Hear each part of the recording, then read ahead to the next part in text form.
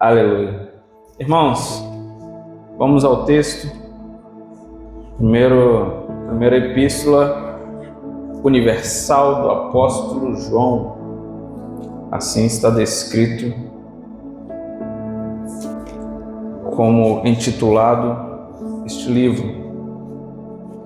É uma carta aberta, não é endereçada a alguma igreja específica.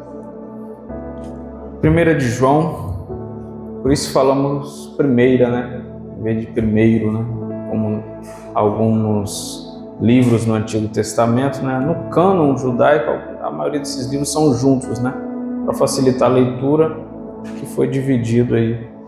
Mas chamamos de primeiro quando é livro, primeira quando é epístola, como é quando é carta, tá bom? 1 de João, capítulo 1, versículos 8 até o versículo 2 do capítulo 2. É um texto conhecido e serei breve, não devo me alongar. Você encontrou? Glória ao nome santo do Senhor. Estarei fazendo a leitura, os irmãos só acompanham aí na sua Bíblia. Versículo 8, capítulo 1, diz o seguinte: se dissermos que não temos pecado, enganamo-nos a nós mesmos e não há verdade em nós. Se confessarmos os nossos pecados, Ele é fiel e justo para nos perdoar os pecados e nos purificar de toda injustiça. Se dissermos que não pecamos, fazemo-lo mentiroso e a sua palavra não está em nós. Meus filhinhos, essas coisas vos escrevo para que não pequeis. E se alguém pecar, temos um advogado para com o Pai, Jesus Cristo, o justo. Ele é a propiciação pelos nossos pecados, e não somente pelos nossos, mas também pelos de todo mundo. Aleluia, glória a Deus. Irmãos, o escrito desta carta se deve mais ou menos pelo ano 90 depois de Cristo. Seu autor é o apóstolo João, né? Tem-se a ideia de que João ele foi alcançado pela graça de Deus, ele muito novo. Tem-se a ideia de que ele era muito novinho ainda, ele é filho de Zebedeu. Eu já falei aqui, né, sobre uma outra ceia, curiosamente, sobre um pedido da mãe de João, né? Ele é irmão de Tiago, e estudiosos dizem que ele é o último apóstolo, né, a vir a falecer, não por Marte, não foi assassinado, foi perseguido, sim, né? Mas não foi assassinado, não foi morto, né, em decorrência de perseguição. Um fato curioso é que foi o Domiciano, né, o general, foi quem lançou ele, foi quem perseguiu e lançou ele numa caldeira fervente, ou num tacho, ou num tonel, alguma coisa que você possa imaginar. Eu sei que estava quente, né? De óleo quente. E os irmãos já imaginam aqui, né, quantos acidentes a gente já não presenciou, já não viu com óleo quente, né? Terrível, né? Então, aleluia, glória a Deus. Esse apóstolo saiu ileso. Pela graça e misericórdia do Senhor, este apóstolo saiu ileso. Você pode glorificar a Deus? Quando Deus tem uma promessa, creia. Nosso pastor estava falando aqui da mensagem de ontem, né? E está um pouco em linha, né? Como aquela mulher, ela creu, também encontrou, né, guarida, encontrou alguém que pudesse amparar, né? Encontrou um amparo na casa do Senhor, mas ela teve sua fé em Deus, assim como o apóstolo João não titubeou e assim saiu ileso. Depois disso, nós temos aqui o relato de Apocalipse 1:9, onde ele disse que estava em Patmos. Então alguns estudiosos também entendem que em Patmos, aquela ilha de exílio, uma prisão, né? Se é exilado, é uma prisão.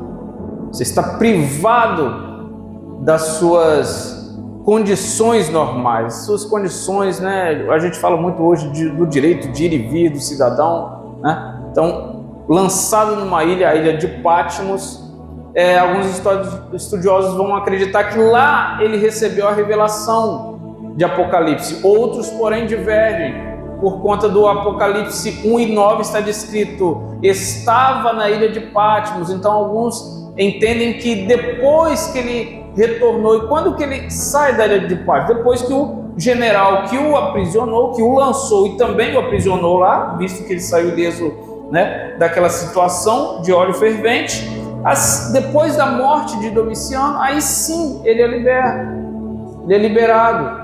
Ele não posso afirmar, mas talvez alguns outros também, né? Devido à morte, como se diz, né? Mudou o rei, muda a lei, né? Então, ele teve esse advento. Ele estava em Éfeso, pastoreando, e para lá ele voltou, né? Então, alguns estudiosos entendem que também ele escreveu depois. Ele foi preso no ano 48 depois de Cristo. E a sua morte se dá mais ou menos por volta do ano 100 depois de Cristo. Então ele teve pouco tempo depois que ele saiu. Esta carta, ao que tudo indica, foi escrita nesse período, ou também ainda dentro do exílio, ou um pouco depois. Ela não é endereçada a nenhuma igreja, embora ele estivesse como pastor de Éfeso, né? Éfeso, aquela cidade a qual Paulo escreve, né, aos Efésios, né? Então ele também foi pastor, João também foi pastor de Éfeso. E olha como que agora ele escreve, depois de tanto tempo, tantos dos seus companheiros já se foram, né? Tantos já se passaram, tantas atrocidades ele viu acontecer e Deus o permitiu, né, viver e estar farto de dias, como diz em outra passagem, né, que ele pudesse receber de Deus a revelação e escrever para nós. E o pastor de Éfeso nos escreve dessa forma. Esta primeira epístola, a qual ele não endereça a uma igreja, mas você entende, você percebe aqui a aplicação que este apóstolo tem no pastoreio. Você percebe a preocupação dele com os santos, a preocupação com os servos do Senhor. Você percebe aqui a preocupação com as almas que Deus lhe confiou. Aleluia, glória a Deus. E ele já começa falando sobre pecado. Eu posso imaginar que durante toda esta faculdade no pastoreio, né, todo este período que ele passou aos pés de Cristo, evangelizando, depois pastoreando, quantas e quantas pessoas ele já não atendeu, já não recebeu, já não enviou cartas, quantas e quantas pessoas ele não deve ter aconselhado para que ele possa estar escrevendo dessa forma. E olha aqui uma transformação, né, gigantesca. E aí, mais uma verdade bíblica nesta manhã. Se Jesus entrou na sua vida, ele te transforma por completo. Este mesmo João aqui é aquele que queria atear fogo numa cidade, porque não recebeu o evangelho. Agora, olha como ele escreve: meus filhinhos, essas coisas vos escrevo para que não pequeis, mas se pecares, temos um advogado. Olha a transformação de uma pessoa. Isso dentro da Escritura está registrado. Você pode analisar, você pode perceber. E aqui ele dá atenção a um tema que é, como o nosso pastor estava aqui falando há alguns minutos, né? A um tema que é, por muitos, um tabu. Não pode falar, tem que ir com calma na hora de falar, não pode ser assim, não pode ser assado, tal. Tem que ir devagar, senão vai machucar a ovelha, né? Só que a palavra é uma só. E aí a palavra não é o pastor que está falando. A palavra vem de Deus. Nós estamos apenas transmitindo. Como ele disse, no passado, os jovens e os novos convertidos ficavam, depois do batismo, e assim se seguia, né? Ficavam ansiando para o culto de ceia do Senhor. E hoje em dia nós percebemos uma evasão. E por que essa evasão? Por que esse descaso? Esse mês eu vou, mês que vem não vou. Esse mês eu não vou, mês que vem eu vou. Eu dou uma passadinha lá. Aleluia. Como Paulo ele descreve que assim aprendi do Senhor. E assim como eu aprendi do Senhor, ele aprendeu de quem? Do Senhor? Que Senhor? Qual é o seu Senhor? Jesus. Se ele aprendeu de Jesus, ele quer continuar. Ele quer perpetuar. Ele quer deixar esse legado, né? Mas o que nos faz evadir da casa do Senhor? O que nos faz nos ausentar de coisas tão importantes, de cultos tão importantes como esses? Muitos de nós, irmãos, depois de um certo tempo atuando nas coisas da igreja, na organização da igreja, veja como está aqui, né? Jovens de um lado, irmãos do outro, crianças, varões, visitantes. Com o passar do tempo, nós tão envolvidos na casa do Senhor, na igreja, na organização, nós começamos a sentir aquela coisa de separação. Eu faço isso, você faz o seu. Faz o seu que eu faço o meu. Você não está fazendo o seu, por isso que o meu não está andando, né? Eu não estou fazendo porque isso, porque aquilo, porque fulano não passa, não olha para mim, não fala direito, então eu também não vou fazer. Aleluia, glória a Deus. Mas quem é que foi que nos chamou? E para quem que nós estamos fazendo? Hã? Com o passar do tempo, estamos tão envolvidos nas coisas da igreja, nas administrações, esquecemos do espiritual.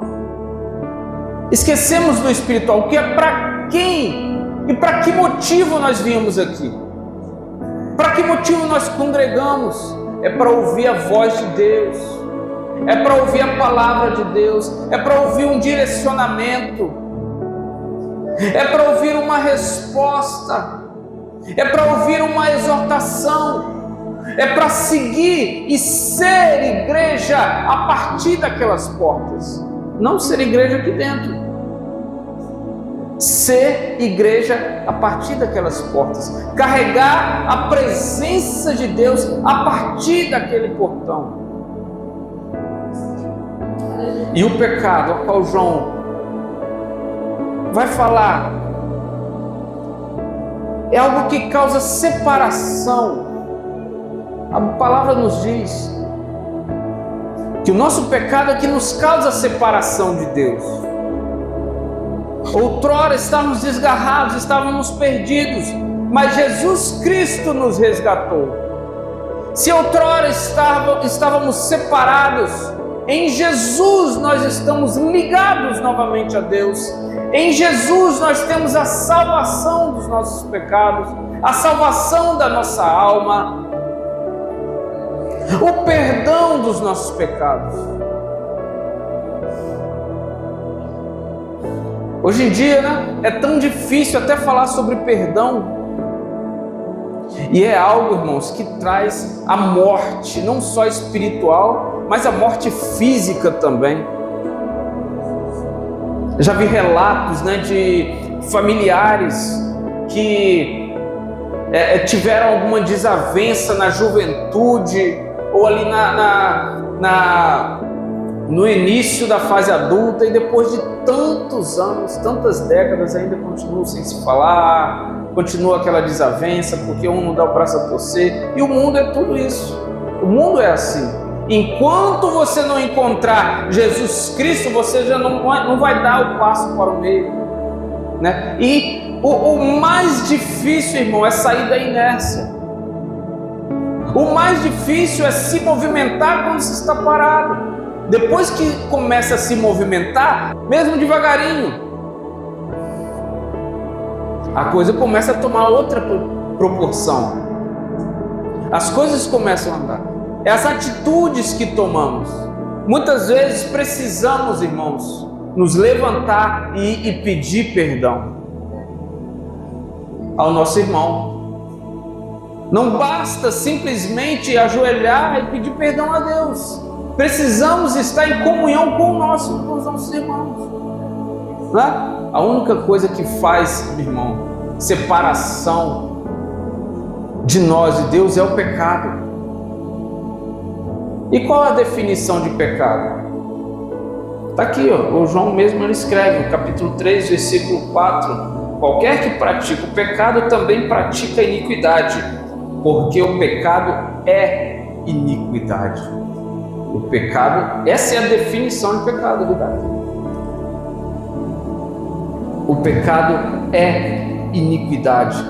Mas quando nós decidimos a buscar o Senhor, quando nós decidimos pelo que é mais importante, o que nós estamos fazendo aqui nesta manhã?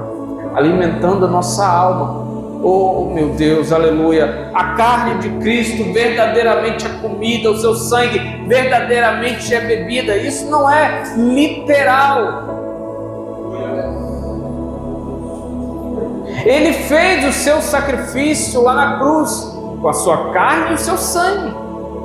E para se lembrar, para que você não se esqueça disso, isso é um memorial. Lembra de quando os filhos, o povo de Israel saiu lá, passou do Rio Jordão, falou: agora vamos tirar aqui algumas pedras. Quantas pedras?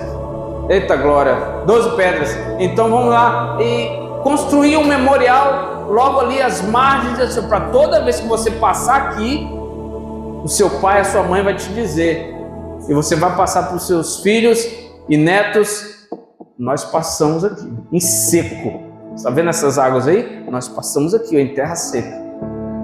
Para você saber que o seu Deus é o Deus verdadeiro. Isso é um memorial. Isso é para que você se lembre que Jesus Cristo nos perdoou. É para que você se lembre que você pode vir nesta manhã e se derramar aos pés do Senhor, se consertar com Deus mais uma vez, se consertar com seu irmão mais uma vez. Porque Cristo nos perdoou. Quando abrimos mão, irmãos, dessas coisas, estamos voltando Jesus para a cruz. Estamos voltando Jesus para o sacrifício doloroso. Lembra de Isaías 53? Estamos voltando Jesus. Você é embaixador de Cristo. Nós temos pecado. E João ele vai dizer que há pecado que não é para a morte. Então se conserte, busque se consertar, busque, aleluia, glória a Deus, se fortalecer, busque se reconciliar. Isso é alimento para a nossa alma, irmãos. Isso é alimento para o nosso espírito. Isso é alimento para a nossa carne. Isso é alimento. Aleluia, glória a Deus. Lembra quando o teu herói, o teu Salvador venceu o maligno? Nem só de pão viverá o homem, mas de toda palavra que sai da boca de Deus. Aleluia, glória a Deus. Aqui nós estamos participando do pão como um memorial, mas se sair daqui, na sua casa, você não fizer uso da palavra, estamos nos distanciando. E na próxima ceia você não estará aqui. Se daqui passados 30 dias, você não fizer uso deste manual,